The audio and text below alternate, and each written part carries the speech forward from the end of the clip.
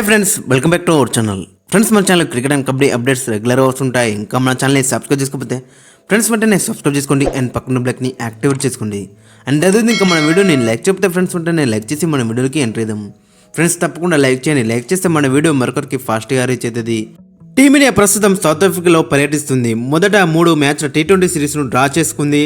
One day సిరీస్ను 2-1తో భారత్ కైవసం చేసుకుంది. ఇక ఆ తర్వాత 2 టెస్టుల సిరీస్లో భాగంగా ఆడిన తొలి టెస్టు మ్యాచ్లో భారత్ ఓటమి పాలైంది. ఇన్నింగ్స్ 32 పరుగుల తేడాతో జట్టు ఘోర పరాభవాన్ని మూట కట్టుకుందని చెప్పుకోవచ్చు. మరి సెకండ్ మ్యాచ్ వచ్చేసి మరక్కడ కెప్టెన్లో జరగబోతుంది. మరి ఈ సెకండ్ మ్యాచ్లో ఆయన గెలిస్తే మనలు అక్కడ సిరీస్ని అయితే డ్రా చేసుకుంటారు. చాలా బెటర్గా ఉంటుంది. ఇక సెకండ్ మ్యాచ్ వచ్చేసి మరి అక్కడ కెప్టెన్లో న్యూజిలాండ్స్లో జరగబోతుంది.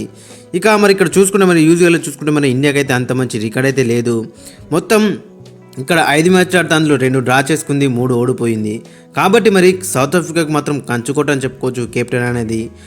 ఇక కెప్టెన్లో పిచ్ రిప్లై ఒకసారి మనం చూసుకుంటే మరి అక్కడ ఇనిషియల్గా మాత్రం బ్యాట్స్మెన్స్కి ఫేవరెట్గా ఉంటుంది. మరి పోను అక్కడ పేసర్లకి అడ్వాంటేజ్ ఉంటే అవకాశం ఉంటుంది. అండ్ అదేవిధంగా మరి last 4th day 5th day రోజు మరి అక్కడ స్పిన్నర్లు కూడా అసిస్టెంట్ వచ్చే అవకాశం ఉంటుంది. కాబట్టి మరి జడేజా ఈ మ్యాచ్లో ఏ విధంగా నడుస్తున్నారో చూడాలి. మొత్తం ఇక్కడ 60 మ్యాచ్లు ఆడితే అందులో ఫస్ట్ బ్యాటింగ్ చేసి 23 సార్లు గెలిస్తే సెకండ్ బౌలింగ్ చేసి మరి 25 సార్లు గెలిచిళ్ళు. ఇక ఆవరేజ్ ఫస్ట్ ఇన్నింగ్స్ స్కోర్ వచ్చేసి 325 ఉంది. ఇక ఓవరాల్లో చూసుకుంటే మరి అక్కడ మరి ఫస్ట్ బ్యాటింగ్ చేస్తేనే మరి బెటర్గా ఉంటుంది. మరి చూడండి అక్కడ సెకండ్ ఇన్నింగ్స్లో మరి అక్కడ 292 ఉంది. థర్డ్ ఇన్నింగ్స్లో మరి అక్కడ 234 ఉంది. అండ్ ఫోర్త్ ఇన్నింగ్స్లో 163 ఉంది. మరి పోను ఇన్నింగ్స్ బై ఇన్నింగ్స్ అక్కడ స్కోర్ కార్డు మాత్రం తగ్గుకుంటూ వస్తుంది. కాబట్టి మరి అక్కడ ఫస్ట్ ఇనిషియల్గా మాత్రం చాలా బ్యాట్స్మెన్స్కి హెల్ప్ ఉంటుంది. ఇక మనం టీమ్స్ వైజ్ చూసుకుంటే మరి అక్కడ ఫస్ట్ సౌత్ ఆఫ్రికా టీం చూసుకుంటే మరి వాళ్ళు కూడా 2 మార్పులు చేసే అవకాశం అయితే ఖచ్చితంగా ఉంది. ఎందుకంటే అక్కడ మరి వాళ్ళ కెప్టెన్ టింబా బౌమా ఇంజూర్ అయింది. అండ్ అదేవిధంగా అక్కడ గిరల్ కోయిట్జే కూడా ఇంజూర్తో మరి ఈ మ్యాచ్ మిస్ అవుతుంది. కాబట్టి మరి వీళ్ళిద్దరి ప్లేస్లో వేరే వాళ్ళను రీప్లేస్ చేసే ఛాన్సెస్ అయితే ఎక్కువ ఉన్నాయి. మరి అక్కడ విన్ మల్డర్ అండ్ అక్కడ కేశవ్ మహారాజ్ వచ్చే అవకాశం అయితే ఖచ్చితంగా కనిపిస్తుంది. వేన్ మల్డరారు లుంగి ఎంగడైతే వచ్చే ఛాన్సెస్ ఎక్కువ ఉన్నాయి. ఒక్కసారి మనం ఇలా తుది జట్టు ఒకసారి మనం చూసుకుంటే మరి అక్కడ నెంబర్ 1 వచ్చేసి డీన్ ఎల్లర్ యాజ్ ఏ కెప్టెన్, నెంబర్ 2లో యాడెన్ మర్క్రమ్, నెంబర్ 3లో టోనీ డి జార్జీ, నెంబర్ 4లో కిగన్ పీటర్సన్, నెంబర్ 5లో డేవిడ్ బెండింగ్హామ్, నెంబర్ 6లో కైల్ వేరిన్, నెంబర్ 7లో మార్కో యాన్సన్, నెంబర్ 8లో మల్డరార్ లుంగి ఎంగడి, నెంబర్ 9లో కేశవ్ మహారాజ్, నెంబర్ 10లో కగిసో రబడా, నెంబర్ 11లో నంద్రే బర్గర్. ఓవరాల్ చూసుకుంటే చాలా స్ట్రాంగ్గా కనిపిస్తుంది. ఇక మరోవైపు మన టీమిండియాలో చూసుకుంటే మన టీమిండియాలో చాలా ఇబ్బంది ఉంది. అటు బ్యాటింగ్లో అని ఇటు బౌలింగ్లో అని మనలు చాలా ఇబ్బందులు అక్కడ ఫేస్ చేస్తున్నారని మనకు ఖచ్చితంగా కనబడ్డది ఫస్ట్ మ్యాచ్లోనే.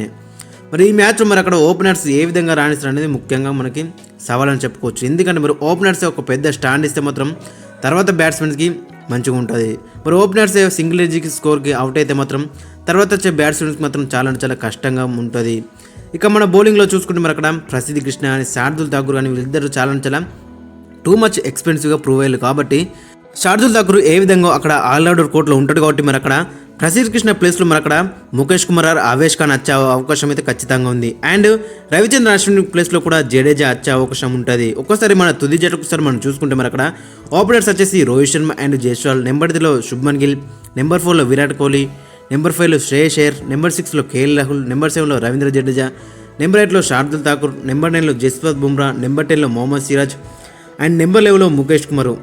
ఇప్పుడు ఓవరాల్ చూసుకుంటే మన టీం మాత్రం చాలా బ్యాలెన్సింగ్గా కనబడుతుంది. మనం ఫస్ట్ మ్యాచ్లో చూసినా మరి అక్కడ అశ్విన్ ఏమాత్రం కూడా బ్యాట్తో అయితే ఇంటెంట్ చూపించలేదు. కాబట్టి మరి అతని ప్లేస్లో జడేజా వస్తున్నాడు. జడేజా కొంచెం సాలిడ్ ధనం ఇస్తాడు అక్కడ బ్యాటింగ్లో. కాబట్టి మరి ఇప్పుడు మనకి అంత టీం మాత్రం బ్యాలెన్సింగ్గా కనబడుతుంది. మరి చూడాలి మరి అక్కడ ఈ సిరీస్ని డ్రా చేసుకుంటే మనలో చాలా బెటర్గా ఉంటుంది. ఫ్రెండ్స్, మరి మీ యొక్క ఒపీనియన్ కింద కామెంట్ సెక్షన్లో మెన్షన్ చేయండి. అండ్ మీ యొక్క ప్లేయింగ్ లెవెన్ కూడా